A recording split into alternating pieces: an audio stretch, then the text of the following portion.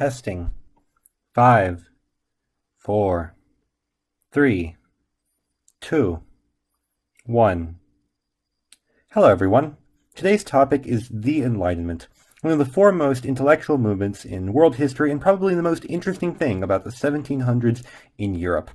The Enlightenment took place mostly in France, and its adherents mostly spoke French, and its key idea was a belief in the power of human reason, to think logically about the world, identify how it worked, and use the results to solve problems in society.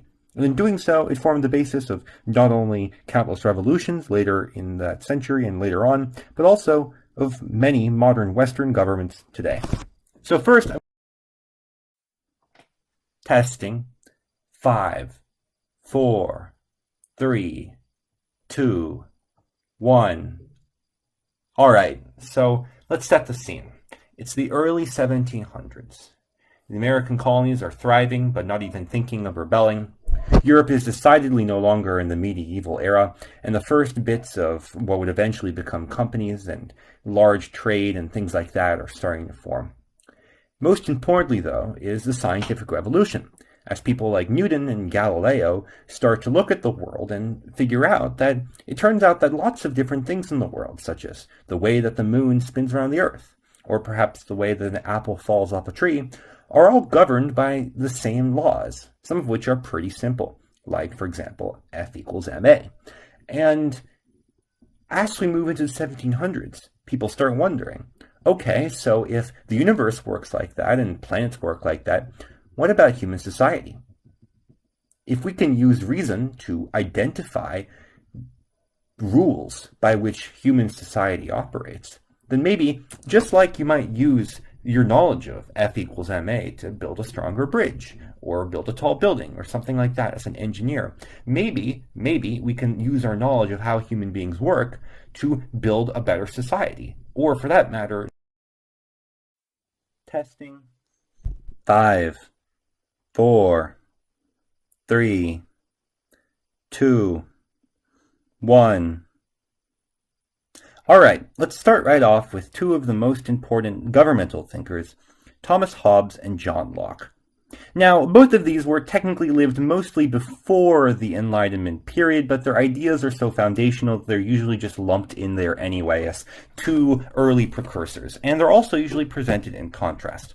So let's start off with Thomas Hobbes. Thomas Hobbes lived from 1588 to 1679, and during his life he got to witness the English Civil War, which, long story short, was pretty terrible and lots of people died. Out of that, his observations of the world were understandably somewhat pessimistic, and he came to the conclusion that human beings are naturally selfish and self-interested, and if you just let them live together without government, they would eventually just massacre each other in a giant anarchy, and life would be, as he said, nasty, brutish, and short. Since people obviously don't like that idea very much, what they do is they bind themselves to a king in what he called a social contract. The people give up the right to do whatever they want and let the king tell them what to do, and in return the king rules them, hopefully benevolently, and since there's only one king, he's not going to create a crazy anarchy. This was published in his most famous book, which was called Leviathan, and the basic idea was all society just basically becomes the king, with all the people being the appendages of the king, and therefore there's no anarchy because there's no one else to fight. Now, although this is just a justification of monarchy, which was hardly revolutionary, it was important because he'd taken an observation of the real world and used it to suggest that governments ought to exist for some logical reason, and here's a logical reason why monarchy is legitimate and should function. And that was key to the later ideas of the Enlightenment. Now, this is usually contrasted with the work of John Locke, who lived from 1632 to 1704, and whose most famous book, the Second Treatise on Government, there's also a first treatise if you're wondering, but it's not super important, it's funny, also agreed with the idea of a social contract, but from a different perspective. As far as Locke saw it, human beings are naturally pretty nice and capable of working together, and they're also naturally born with what he called, well, natural rights, like, as he said, the rights to life, liberty, and property, which Thomas Jefferson would later possibly rip off into life, liberty, and pursuit of happiness.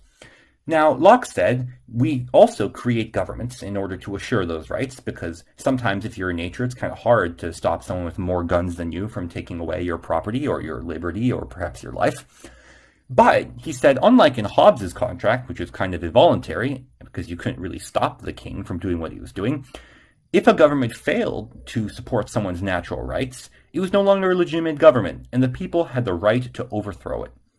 This forms the basis of our modern ideas, at least in the Western world, of how governments work, which is that the people should always have the power to make sure the government doesn't abuse that power. The government's legitimacy comes from its ability to protect the natural rights of the people, and most importantly, government ought to be designed so as to create the maximum benefits for the people according to a rational way, which was a big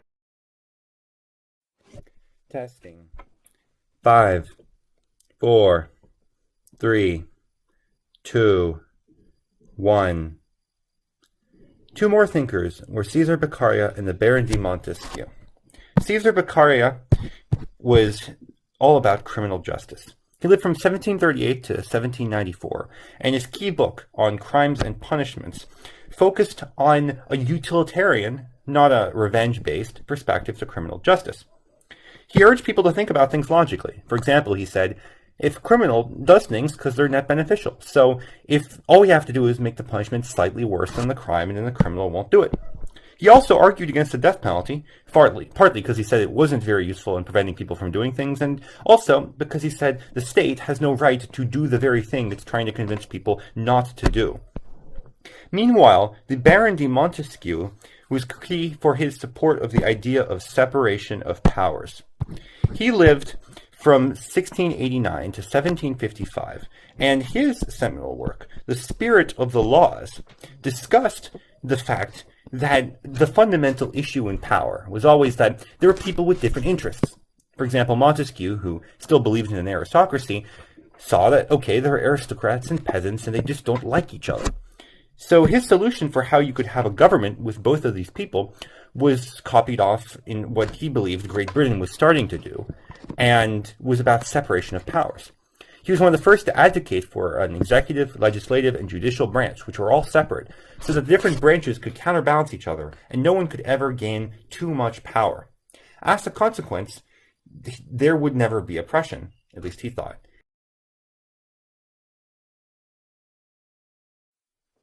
Testing.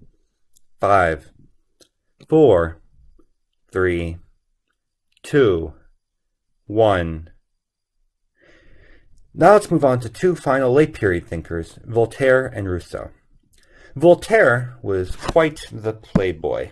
He lived from 1694 to 1778, and in between writing huge amounts of plays and novels and having scandalous affairs and being banished from countries, he argued constantly in favor of freedom of speech and religion, especially speech because he felt it was necessary to preserve the sort of debate that would lead to rational, smart solutions to problems.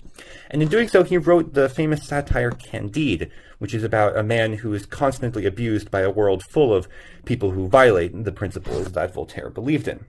However, eventually he started a huge feud with another thinker called Rousseau. Rousseau was famous for some things, including a book called Emile on education, which argued that to educate a full citizen, there should be a lot more freedom and a lot less book learning, something we're still arguing about today, as well as a book he just called The Social Contract, which argued that every group of people has what he called a collective will, and that anyone who opposes the overall collective will has no legitimacy, which dictators would later use to say, well, I'm supporting the collective will, so I must be right. However, his most important contribution was actually the first essay that made him famous, which argued that the Enlightenment itself was not necessarily a good thing. That all this reason and utilitarianism and weighing was actually diluting people's capacity to live spontaneously and feel real emotion. As such, he is the coda to the Enlightenment period. His work started making people reconsider and created the counter-reaction, which would be called Romanticism, which we'll discuss in a later video. As such,